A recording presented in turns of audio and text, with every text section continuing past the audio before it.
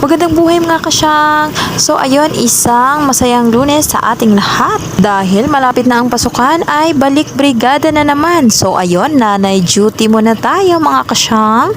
Sa pagsisimula nga ng brigada ngayong araw mga kasyang ay pumunta tayo agad para alam mo na at least una-una dahil mahirap ang maghabol.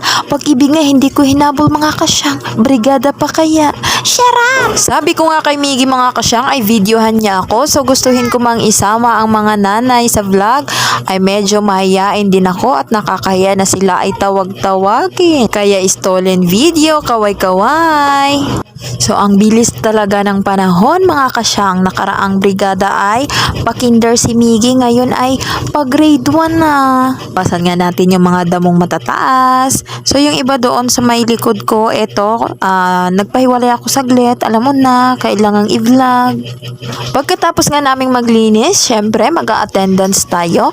So shout out kay Ate Divine sa bando. So ayun, hinahanap ko nga si Miggy dahil nawawala siya.